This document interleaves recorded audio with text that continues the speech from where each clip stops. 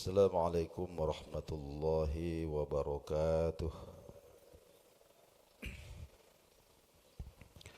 Bismillahirrahmanirrahim. Alhamdulillahi rabbil alamin. Wabihi nasta'inu ala umuri dunya waddin.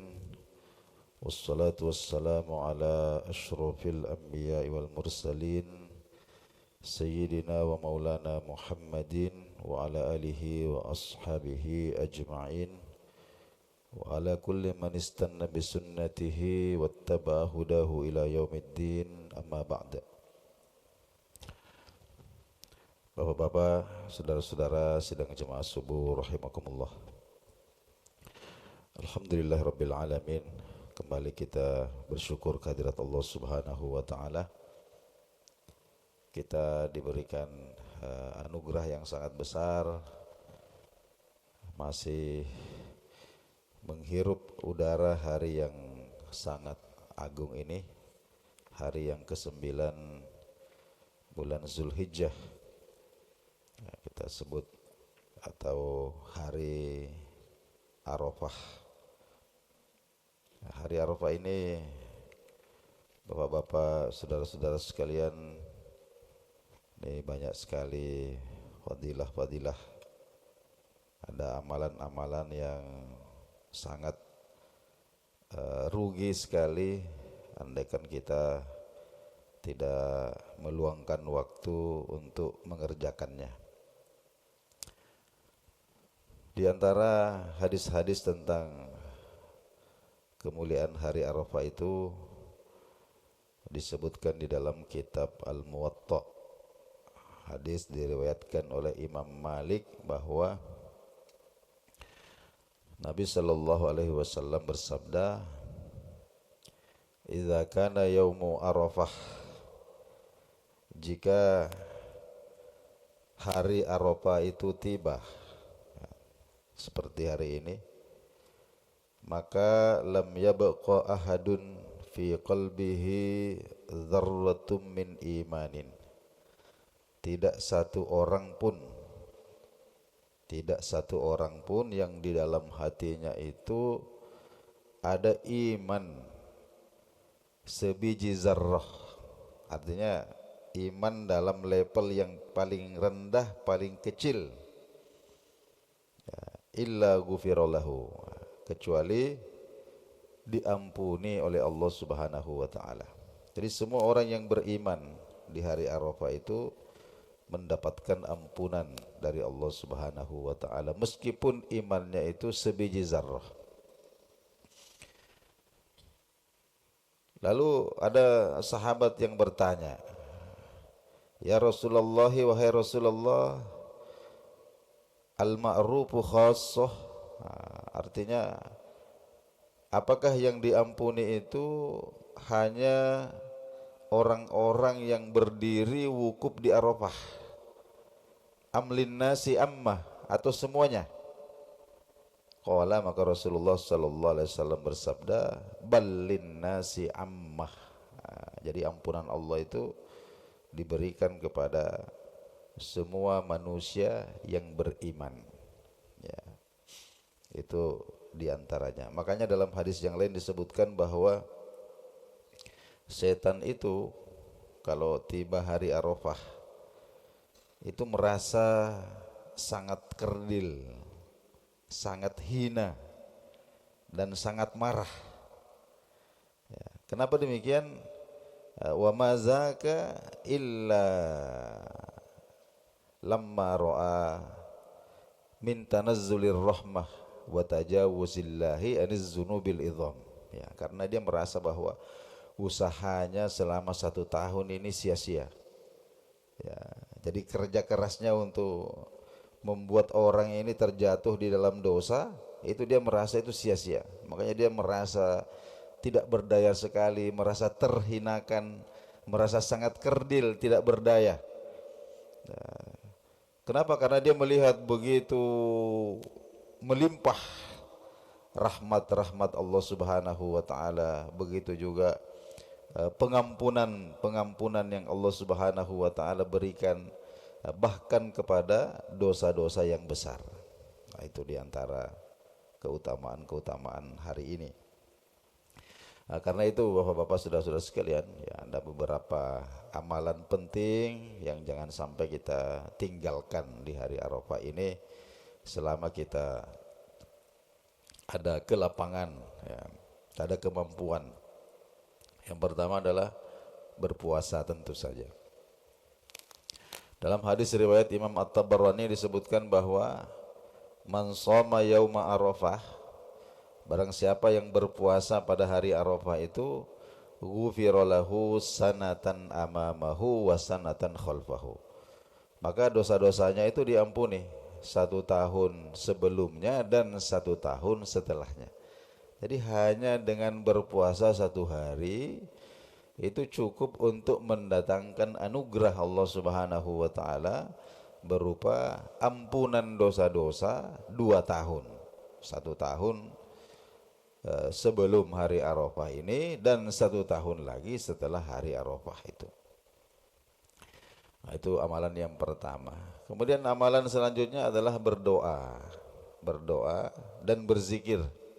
Ini disebutkan di dalam kitab Al-Muwatta juga. Hadis Nabi sallallahu alaihi wasallam, khairud du'ai du'a'u yauma Arafah. Jadi sebaik-baik doa itu adalah doa pada hari Arafah ini. Ya. Jadi hari ini doa kita agak sering, agak panjang. Ya, ada hajat-hajat kita yang khusus, yang ada dililit-lilit utang umpama, atau ada penyakit, ya, dan lain-lain sebagainya. Inilah saat yang paling tepat hari ini, sepanjang hari ini sampai terbenam matahari nanti, itu adalah waktu yang sangat baik untuk berdoa kepada Allah Subhanahu wa taala. Tidak ada doa yang khusus, namun kalau kita membaca riwayat-riwayat dari para imam ahli hadis, disebutkan ada satu riwayat yang menyebutkan tentang doa Nabi sallallahu alaihi wasallam di hari Arafah. Nabi berdoa, Allahumma lakal hamdu kalladzi naqul wa khairam mimma naqul. Ya Allah, segala puji adalah milikmu seperti yang kami ucapkan ini, bahkan lebih baik daripada apa yang kami ucapkan ini. Allahumma ya Allah laka sholati, ya, solatku ini untukmu, ya, solatku ini untukmu, wa mahyaya wa mamati, begitu juga hidupku matiku untukmu, wa ilaika ma'abi, dan kepadamulah tempat aku kembali, walaka rabbi turathi, dan milikmulah semua warisanku. Ya, Allahumma ya Allah inni a'udzubika min azabil qabri. Nah, ini yang paling penting. Ya Allah, aku berlindung kepadamu dari azab kubur, wa waswasatis sadri, dan gangguan-gangguan di dalam hati, keresahan-keresahan, kegalauan-kegalauan, ya, di dalam hati itu kita mohon perlindungan kepada Allah Subhanahu wa taala, wasyattatil amri, dan berlindung dari berantakannya semua urusan. Ya, Allahumma ya Allah aku a'udzubika berlindung kepadamu min syarri ma tahibbu bihir rihu, dari semua keburukan-keburukan yang berhembus bersama dengan angin. Nah, itu disebutkan salah satu riwayat dari para ulama kita tentang doa Nabi di hari Arafah itu. Meskipun ya redaksinya tidak harus begitu. Nah, kita tidak dibatasi. Silahkan berdoa selama bukan kezaliman, artinya tidak memintakan kecelakaan bagi orang lain, dan selama tidak memutus silaturahim. Nah, kita yakin pasti Allah Subhanahu wa taala ijabah. Kemudian selanjutnya adalah zikir. Nah, dan sebaik-baik zikir di hari Arafah ini adalah disebutkan dalam lanjutan hadis itu tadi, khairud du'a'u yaumi Arafah, sebaik-baik doa adalah doa di hari Arafah. Wa afdalu ma qultuhu ana wan nabiyyuna min qabli, dan sebaik-baik zikir yang aku ucapkan dan diucapkan juga oleh seluruh nabi-nabi sebelumku. Di hari Arafah itu yang kita perbanyak adalah La ilaha illallah wahdahu la syarikalah, lahul mulku wa lahul hamdu yuhyi wa yumiitu wa huwa ala kulli syai'in qadir. Paling tidak ulama kita katakan 300 kali hari ini. 300 kali kita wiridkan la ilaha illallah wahdahu la syarikalah, lahul mulku wa lahul hamdu yuhyi wa yumiitu wa huwa ala kulli syai'in qadir. Itu Bapak-bapak, saudara-saudara sekalian, sedikit kita ingatkan tentang keutamaan hari ini. Baik, kita masuk pada kajian kita sebagaimana yang kita sebutkan pada subuh kemarin, bahwa kita sudah masuk pada rukun iman yang keempat, yaitu iman mengimani para rasul alaihimus salatu wassalam.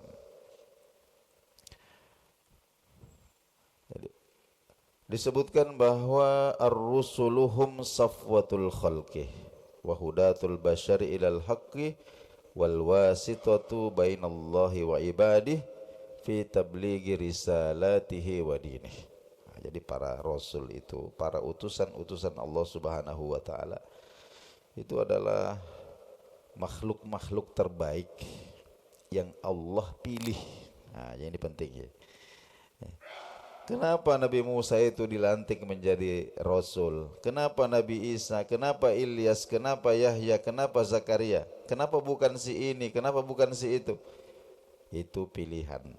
Itu hak prerogatif Allah.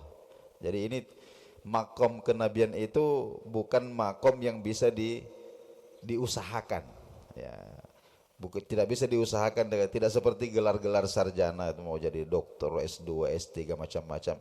Itu bisa diusahakan dengan sekolah. Ya, tapi kalau nabi ini, nabi rasul ini betul-betul safwah, ya, itu pilihan Allah Subhanahu wa taala. Dan kitalah yang ditanya tentang apa yang kita lakukan, adapun Allah Subhanahu wa taala itu tidak ditanya tentang apa yang dia lakukan. Itu yang pertama. Jadi gunanya apa, atau apa hikmah Allah memilih para rasul itu sebagai pembawa petunjuk, sebagai pembawa petunjuk yang benar kepada manusia. Wal wasitatu bainallahi wa ibadi, sekaligus menjadi perantara, ya, antara Allah dan semua hamba-hambanya untuk menyampaikan risalah-risalahnya dan menegakkan agama Allah Subhanahu wa taala.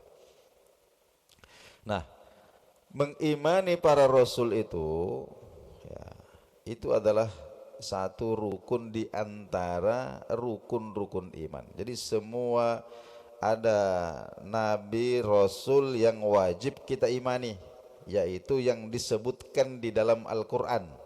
Jumlahnya ada 25. Semuanya kita imani.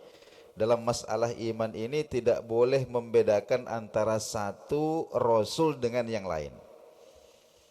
Dalam Al-Baqarah 285, Allah Subhanahu wa taala berfirman, amanar rasulu bima unzila ilaihi mir rabbih. Ya, jadi Muhammad sallallahu alaihi wasallam, rasul yaitu Muhammad sallallahu alaihi wasallam, itu beriman kepada Al-Qur'an yang diturunkan Tuhannya kepadanya. Wal mu'minuna, dan begitu juga semua orang-orang mukmin, kullun amana billah, ya, semuanya itu mengimani Allah, wa malaikatihi, malaikat-malaikatnya, wa kutubihi, kitab-kitabnya, wa rusulihi, ya, dan para rasulnya, tanpa membedakan satu dengan yang lain.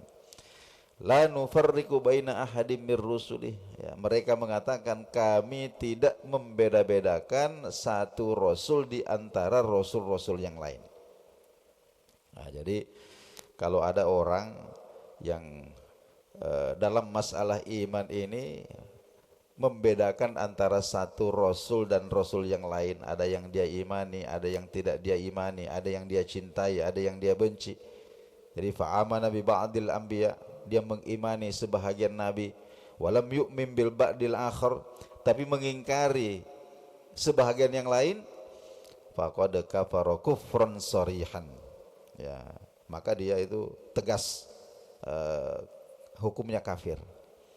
Jadi seumpama ada orang ini hanya beriman kepada Nabi Muhammad sallallahu alaihi wasallam, tapi tidak beriman kepada Nabi Adam umpama, tidak beriman kepada Nabi Nuh, tidak beriman kepada Nabi Isa, maka ini hukumnya kafir. Jadi nanti iman kita itu sah, kita orang muslim ini iman kita itu sah ketika kita mengimani semua nabi, semua rasul yang Allah Subhanahu wa taala sebutkan di dalam Al-Qur'an. Dalam surah An-Nisa ayat 150 151. Ya, innal ladzina yakfuruna billahi wa rusulihi wa yuriduna ay yufarriqu bainallahi wa rusulihi. Ya, sesungguhnya orang-orang yang kufur kepada Allah, kufur kepada para rasul, dan hendak memisahkan atau mereka itu membedakan antara Allah dan para rasulnya. Wa yaquluna, lalu mereka mengatakan, nu'minu bi ba'din, kami beriman kepada sebahagian. Kalau yang ini kami beriman. Wa nakfuru bi ba'din, tapi kami ingkari sebahagian yang lain. Tapi kalau yang ini, ya, seperti orang Yahudi, ya. Mereka mengingkari Nabi Isa alaihi salam, mereka mengingkari Nabi Muhammad sallallahu alaihi wasallam. Wa yuriduna ayyattakhidhu baina dzalika sabila. Jadi mereka ini bermaksud untuk mengambil jalan tengah. Bukannya jalan tengah. Ulaika humul kafiruna haqqan, justru itulah yang menjadikan mereka itu benar-benar kafir. Nah, itu kita baca dalam surah An-Nisa 150 151.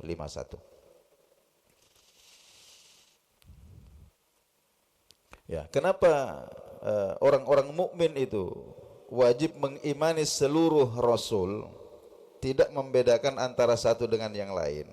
Nah, karena agama atau ajaran yang dibawa oleh semua para rasul itu berasal dari satu sumber, ya, dan intinya itu sama, datangnya dari Allah Subhanahu wa taala.